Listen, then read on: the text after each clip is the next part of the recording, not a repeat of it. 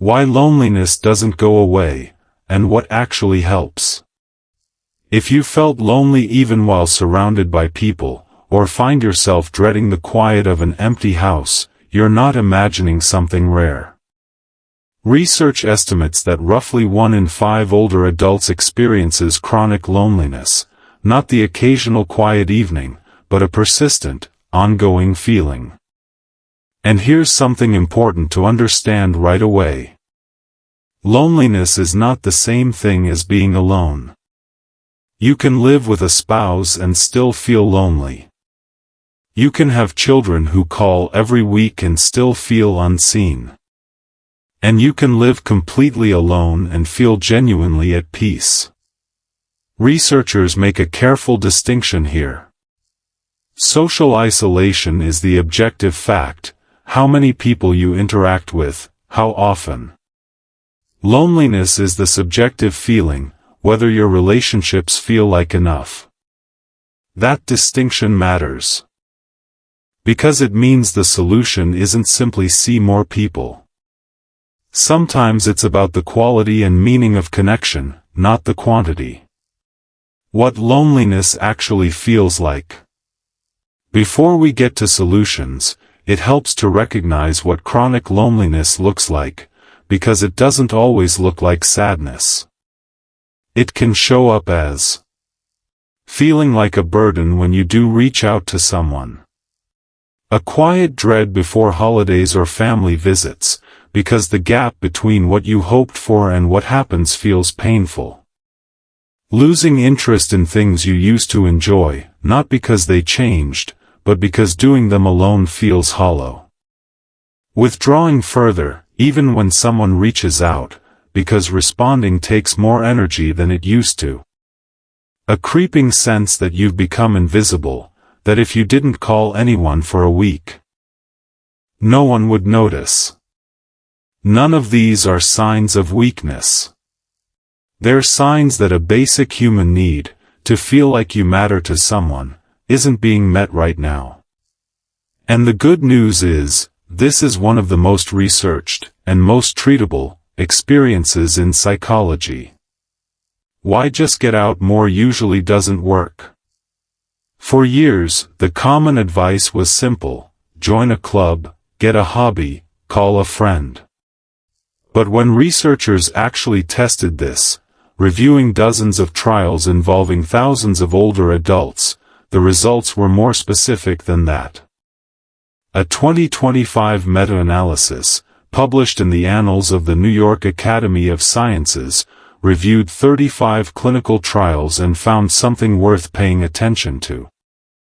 Interventions that focused on changing unhelpful thought patterns, the belief that you're a burden, or that no one really wants to hear from you, produce stronger results than purely social activities alone. A separate 2023 review found the same pattern. Psychological approaches outperformed simple social contact. Here's why this matters. Loneliness often comes with a specific kind of thinking. If I call, I'll be a bother. They're just being polite when they say to visit. No one actually wants to hear about my day. These thoughts feel true. But research on loneliness shows they're often distorted, the mind's way of protecting itself from potential rejection by avoiding connection altogether. The tragic irony is that this protection often deepens the very isolation it's trying to prevent. So the first real step isn't necessarily do more. It's noticing these thoughts, and testing them. The first doable action: test the thought. Here's something concrete you can try this week. Pick one person you've been hesitant to reach out to, because you assumed they were too busy, or wouldn't really want to hear from you. Send one message. Not a big one. Just thinking of you today. How have you been? Then notice what actually happens. Most people find the response is warmer than they predicted. That's not an accident, it's called the liking gap, a well-documented finding that people consistently underestimate how much others enjoy hearing from them. Every time you test the thought and get evidence against it, the belief loses a little of its grip. This isn't about forcing positivity. It's about giving your mind accurate information instead of letting fear write the story. The second doable action: structure, not just contact. Research also points to something else: the format of connection matters. A 2024 systematic review found that group-based interventions, not one-off visits, but recurring, structured group involvement, produced more consistent, lasting reductions in loneliness than unstructured social time. This could be a weekly class, exercise, art, a book club, a faith community, a regular volunteer shift, even just 2 hours a week, a recurring phone call, scheduled at the same time each week with a friend or family member, not whenever we get around to it. The reason structure works better than try to see people more is simple. Loneliness makes initiating contact exhausting. If connection depends on you finding the energy to reach out fresh every time, it often doesn't happen.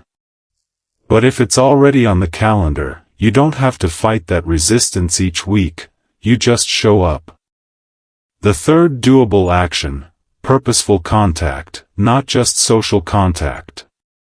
One more finding worth knowing: not all social contact is equal. Interactions where you're needed, where you contribute something, not just receive company, tend to have a stronger effect on loneliness than passive social time.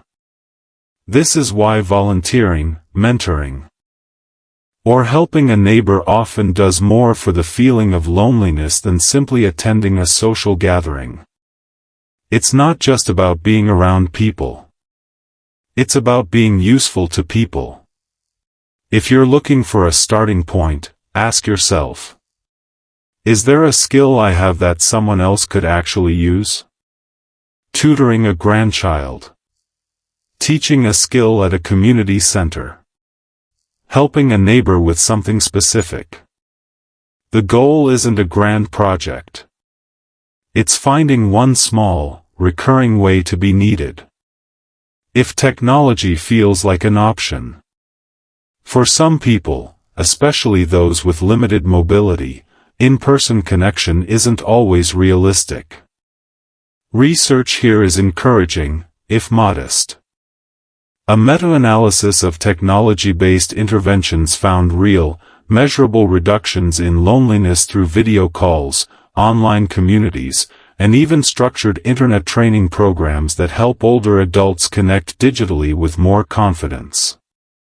This isn't a replacement for in-person connection. But it is a legitimate, evidence-supported option, not a lesser substitute, but a genuine tool. What this doesn't mean. To be clear, this isn't about blaming yourself for feeling lonely, or pretending 3 action steps erase a deep, long-standing ache. Loneliness that has lasted for months or years, especially alongside a loss of interest in nearly everything, difficulty sleeping, or a persistent sense that life has lost its meaning, is worth talking to a doctor or counselor about directly. That's not a failure to cope. It's the same as seeing a doctor for a persistent physical pain. It deserves real attention, not just self-help. Closing. If there's one thing worth remembering, it's this. Loneliness isn't a personality trait. And it isn't a life sentence. It's a signal, the same way hunger signals a need for food, telling you that a basic human need for connection isn't being met right now. You don't have to solve it all at once. Send the one message. Put the one recurring commitment on the calendar. Find the one way to be needed. Small, consistent action, tested against the fear, not driven by it, is what the research actually shows works. And that message you've been hesitant to send? The person on the other end is probably happier to hear from you than you think.